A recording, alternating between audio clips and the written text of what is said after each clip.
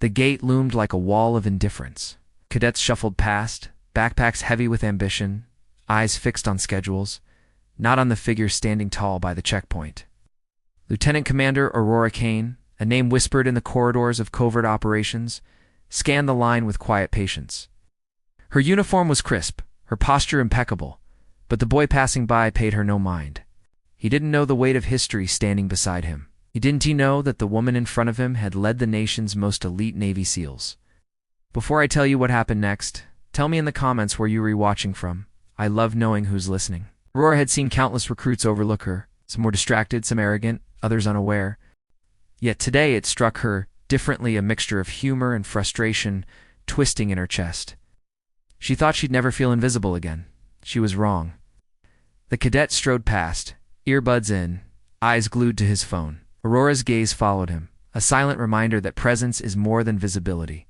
She had led teams through deserts, jungles, and oceans, carrying the weight of decisions that had decided life or death. And yet here, in the bright morning sun, her authority went unnoticed by someone who would one day be trained by her. Hands rested lightly on the gate, fingers tracing the metal as wind carried dust and the faint smell of ozone from nearby drills. The hum of activity around her seemed distant, almost cinematic in its isolation. Every detail mattered: the cadence of footsteps, the shuffle of packs, the hesitant glances from cadets beginning to notice her presence.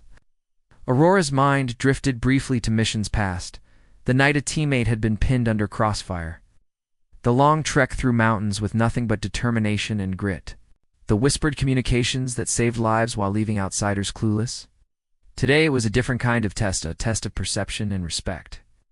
The cadet finally slowed, perhaps sensing something he could not articulate. He glanced at her uniform, the insignia catching sunlight, but didn't register its significance. Aurora, sensing the hesitation, decided it was time to bridge the gap between perception and reality. Her voice, calm and measured, broke through the ambient noise. "Morning, cadet." He jumped slightly, startled, then mumbled a distracted greeting. His eyes flicked past her again, dismissive. Aurora smiled faintly, a mixture of patience and resolve.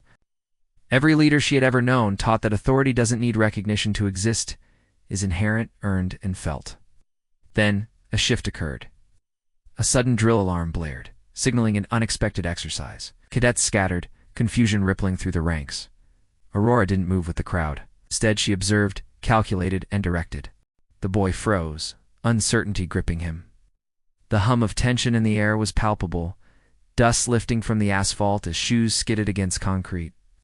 Aurora moved swiftly, guiding cadets, redirecting paths, her presence commanding without overt force. Her eyes met the boy's, and he felt it for the first time, the weight of experience. The calm authority of someone who had seen chaos and thrived. His posture stiffened, awareness sharpening, realization dawning. Time seemed to stretch. Each command, each gesture, was precise.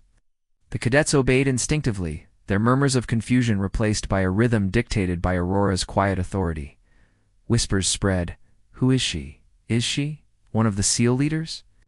She moves like she's done this 1,000 times." The cadet finally absorbed it. The stories he had heard, the legends whispered in training lounges. This was her. The woman who had commanded operations he could barely imagine. His eyes widened in awe, humility replacing indifference. Aurora guided him through the drill, correcting his errors with a soft, firm touch. Her gaze was unwavering but warm.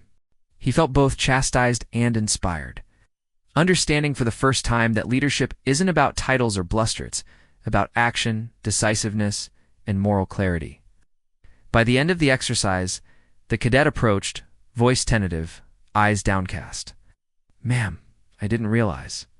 Aurora shook her head gently, a faint smile crossing her face. Recognition isn't always immediate. Respect grows through understanding and effort. You'll learn that soon enough. The moral lesson was clear. Leadership often goes unseen, heroism unacknowledged, and authority unrecognized until it is needed most. Aurora didn't seek accolades. She didn't demand attention. Yet in the subtle orchestration of chaos, she had revealed the power of experience and restraint. The cadets left with a new perspective. The boy lingered, watching her from the gate as she surveyed the morning. He had learned something more valuable than drills or instructions: the presence of someone who had truly mastered skill, responsibility, and courage. Aurora exhaled, feeling a quiet satisfaction. Invisible or not, her purpose remained. She had led silently, taught without arrogance, and reminded all who had eyes to see that greatness often walks quietly, because strength isn't always loud, doesn't demand recognition. It guides, protects, and inspires even when ignored. Because kindness doesn't vanish, it waits, and it finds its way back. As the sun rose higher, casting long shadows across the training grounds, Aurora Kane adjusted her uniform and returned to her duties. The cadets carried with them a lesson that would shape their careers. True leadership is felt, not always seen, and the greatest authority lies in the wisdom to act when others cannot. If this story moved you, share your thoughts below and subscribe to Whispered Words for more cinematic, emotionally resonant stories of courage, leadership, and resilience.